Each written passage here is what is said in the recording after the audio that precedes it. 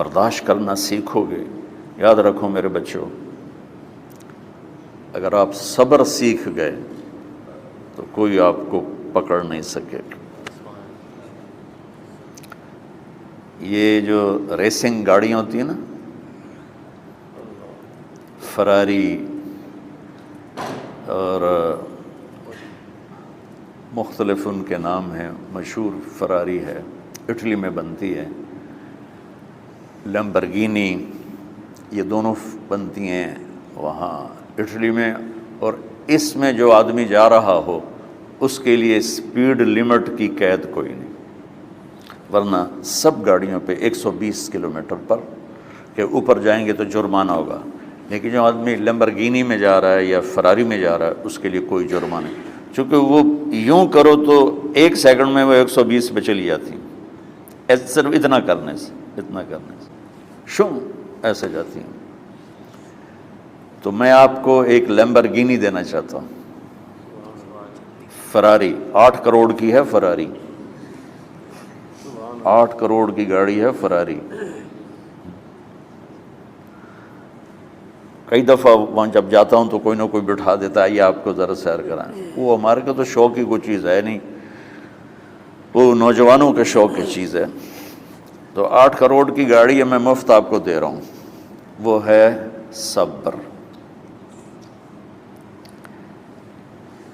آخرت کے سفر میں اگر تیز چلنا چاہتے ہو، سب سے آگے نکلنا چاہتے ہو، تو صبر کی فراری پہ سوار ہو جاؤ، تمہیں کوئی پکڑ نہیں سکے گا، تمہارے کوئی قریب بھی نہیں آ سکے گا، کہ دنیا میں صبر کرنے والوں کا قحط آ گیا ہے۔ بڑے بڑے علماء ہیں اخلاق سے خالی، بڑے بڑے علماء ہیں صبر جانتے ہی نہیں، اور پورا معاشرہ سر علماء، تم کل کے علماء ہو اس لیے علماء کی بات کر رہا ہوں، ورنہ پورا معاشرہ میرے بچوں صبر سے خالی ہے۔ تم سیکھو۔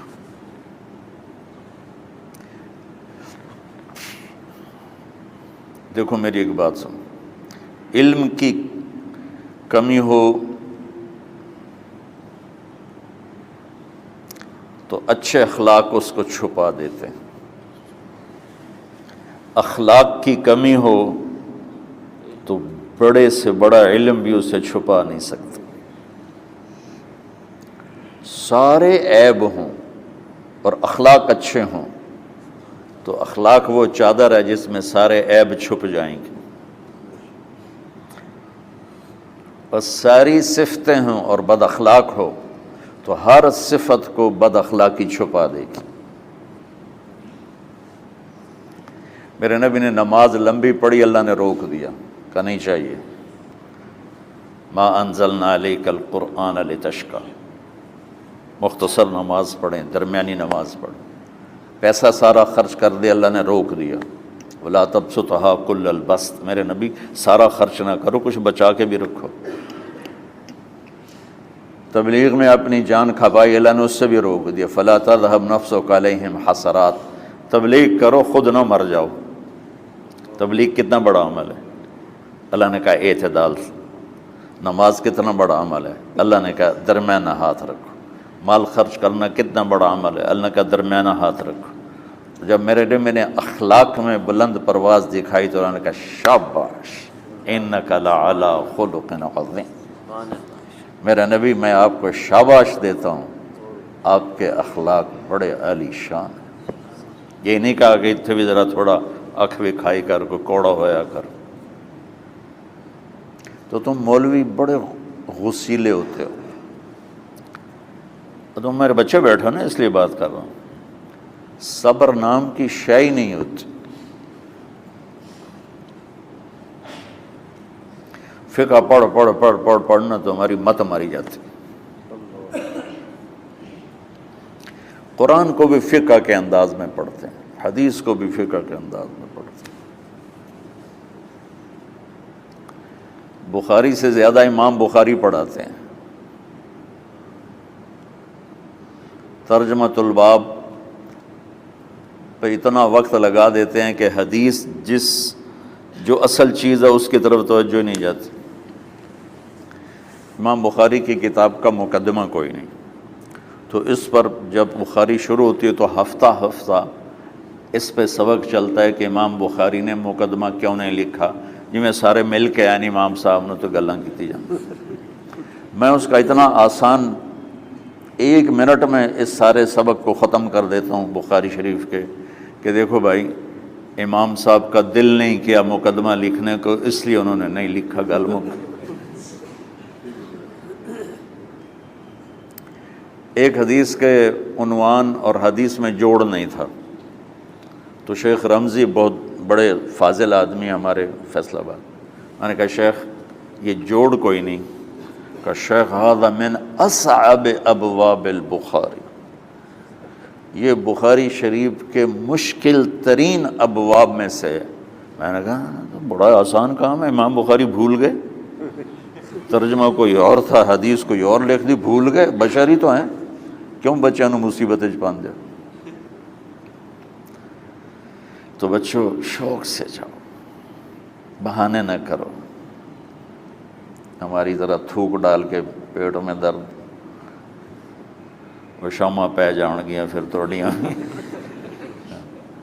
ٹھیک ہے نا، میں زیادہ بول نہیں سکتا ہوں، ضروری سمجھ کے آیا تھا کہ تم خوشی سے جاؤ۔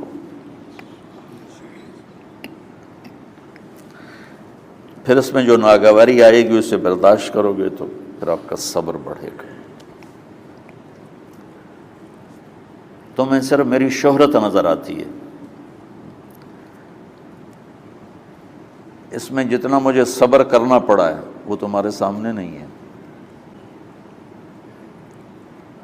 جتنی کڑوی گولیاں میں نے کھائی ہیں لوگوں سے وہ تو تمہیں نہیں پتہ۔ اب تمہیں اتنا نظر آتا ہے کہ واہ واہ ہو رہی ہے آگے پیچھے لوگ، میرے اللہ کا کرم ہے، میری کیا اوقات، آج ہوں کل مر جاؤں گا، اولاد کو بھی یاد نہیں رہے گا کہ طارق جمیل کون تھا۔ جو ہے اس میرے رب کا کرم ہے، مجھے اپنی شہرت سے کبھی دھوکہ نہیں لگا، تو میرے بچوں اس لیے بتا رہا ہوں، کوئی فخر نہیں، کہ مجھے اپنی شہرت سے کوئی دھوکہ نہیں، ایک لمحے کے لیے بھی مجھے دھوکہ نہیں، میرے دل کی گہرائیوں یہ بات اتری کہ سب میرے اللہ کا فضل ہے، اور برائی کرنے والا اور اچھائی کرنے والا میری نظر میں برابر ہو گیا ہے۔ برابر ہونے کا مطلب پہلے سمجھو، تم مجھے گالی دو گے مجھے تکلیف ہوگی، تو میری تعریف کرو گے مجھے خوشی ہوگی، اس کو برابری نہیں کہتے، وہ تو ایک طبعی چیز ہے۔ یہ میں نے ہاتھ پہ اپنا ہی ہاتھ مارا تو اس کو درد ہو رہا، تو اگر میں مولوی شوکت صاحب سے بدتمیزی سے بات کروں گا تو ان کو تکلیف ہوگی، اور میں ان کی قربانیاں بیان کروں گا۔ یہ ذرا کھڑے ہونا، ادھر ہاتھ دو، یہ اس سارے نقشے کے بانی ہیں، یہ پہلی اینٹ ہے۔ یہ 3000 روپے اس وقت لے رہے تھے 1985 میں 86 میں کراچی،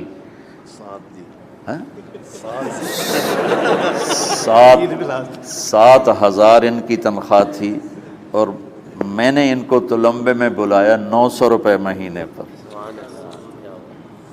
کتنا فرق ہے 7,000 اور 900 کا؟